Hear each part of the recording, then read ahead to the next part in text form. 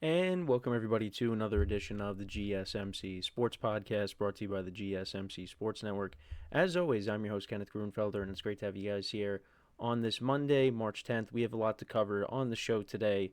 Before I get into that, just want to remind you guys, as always, to tip or donate and get your comments recognized. Make sure to hit that super chat button in the chat if you want to see me acknowledge any thought or comment you may have throughout the live broadcast. It makes the show more lively, more entertaining between myself, the host, and you guys, the viewers. We appreciate you guys' viewership each and every day, so any contribution you can make to the show means the world to us as we put out content for you guys each and every day. And also, the other way to help out the show is by going to the link at the bottom of the show segment on the ticker, gsmcpodcast.net.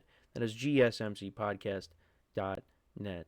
So, let's get into what we are going to discuss for today. So, a lot of NFL topics to discuss today. So, we're going to start off the show. We're going to talk about the Rams signing Davante Adams to their receiving core.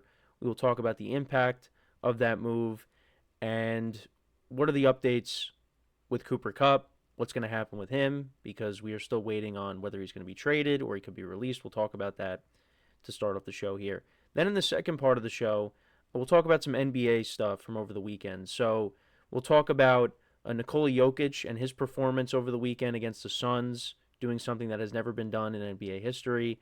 And then we will also talk about, in the same segment, talk about LeBron and his groin injury and how that impacts the Lakers going forward. We'll get into that. We will also talk about, in the third segment, we will get into discussing a couple of AFC North things that happened over the weekend. So we'll talk about the Steelers acquiring DK Metcalf from the Seahawks. So he will be joining their receiving core. He also did receive an extension as well. So we're going to get into that and the impact of that trade, and also update you on the Steelers' QB search and update you on what's happening there.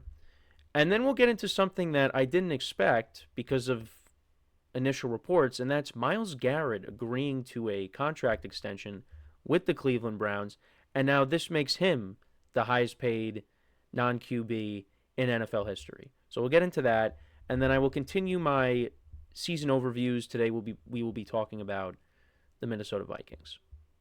So that will be what we do for the show. So let's get into the first topic, which is talking about the Rams signing Davante Adams. So this is a 2-year deal, and I believe I think he's getting $26 million guaranteed, and the contract itself as a whole, that comes out to, I think I want to say, is it 46 million?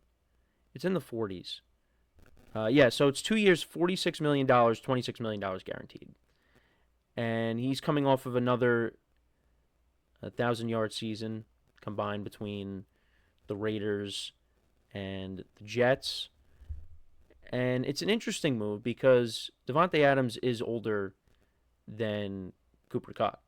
So I know a lot of people were talking about that on social media and saying how, they're letting go of Kupp, but they're bringing in an older receiver.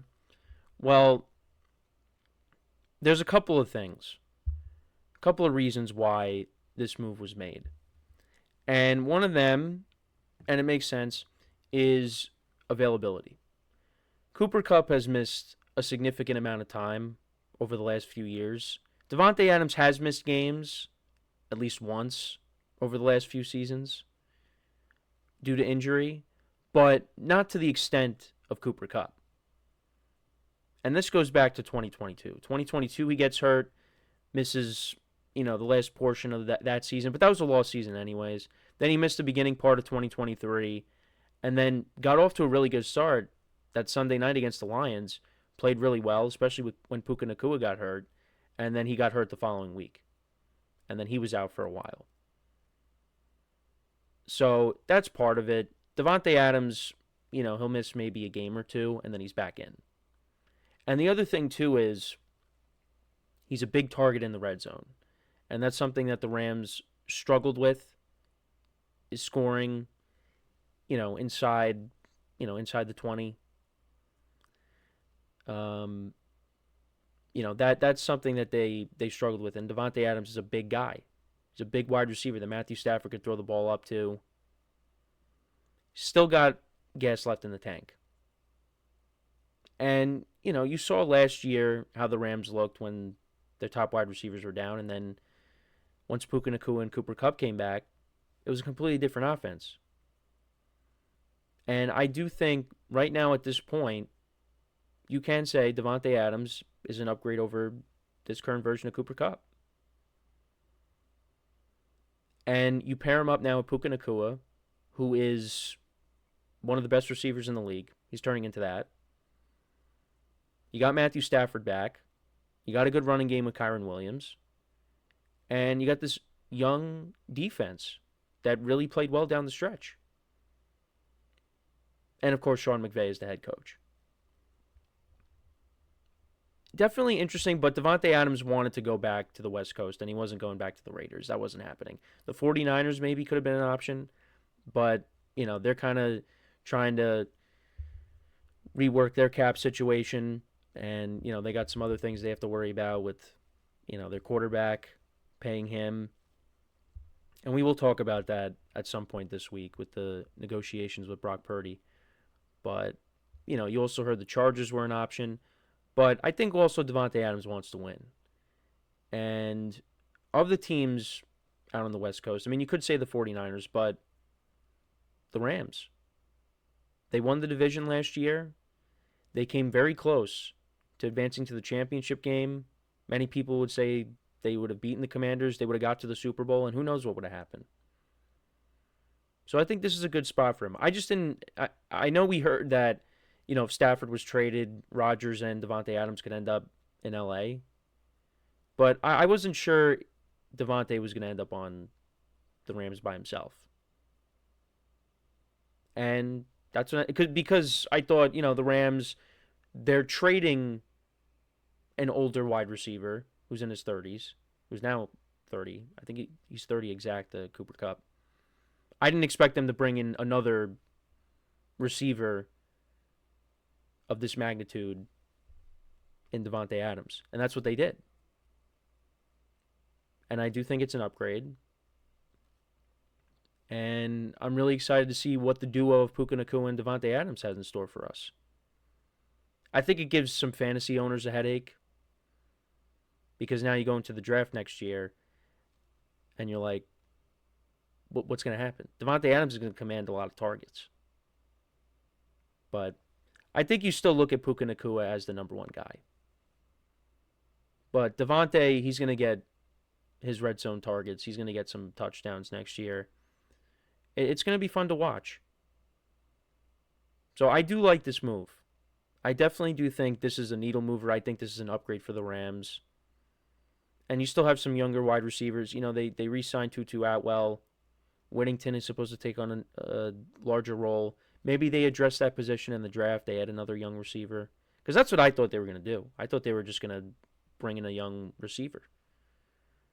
But they don't do that. But I like I said, I like this move. Let me know what you guys think, though, about this move for the Rams. How do you feel about it? For Cooper Kupp, I do kind of feel bad. And this is a business. We know that.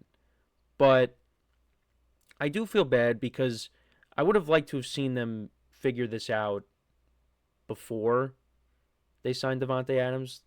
You release him or you trade him because you're just prolonging this. And is it too late to maybe figure something out? Because now imagine this offense with Puka Nacua, Davante Adams, and Cooper Kupp. That's the best receiving core in the NFL, in my opinion. But that's not the case. They're still trying to figure things out. And I think people are just going to end up waiting.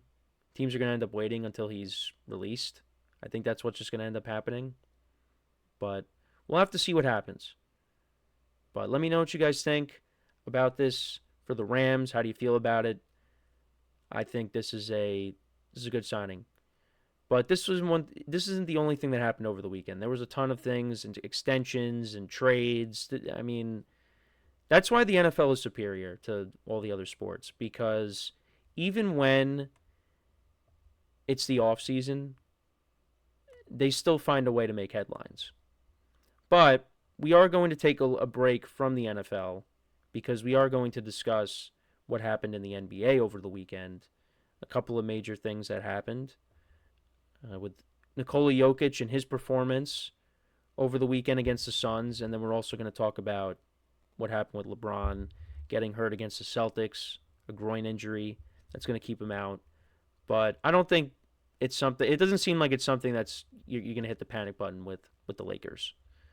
So a couple of NBA topics when we come back, but yeah, there was a ton of stuff that happened over the weekend in the NFL, and some of it we're not even going to get to today. Josh Allen got an extension, but I wanted to save some of it for tomorrow so we could, we have some topics that we can go over tomorrow and not just jam it all into one show today. I mean, we probably could have, but I like to, I want to spread things out a little bit. So that's something we'll get into tomorrow. But yeah, I mean, the DK Metcalf stuff, him going to the Steelers, and Myles Garrett getting an extension. I mean, who saw that coming? He was going to get an extension. I just didn't think it was going to be with the Browns the way things were trending towards. So, yeah, we're going to get into all of that in the show today. The Josh Allen extension we're going to get to tomorrow. But when we come back from our first break, we will talk about Nikola Jokic making history and the LeBron James injury and the concern level of that. So make sure to stick around, and we'll be right back here on the GSMC Sports Podcast.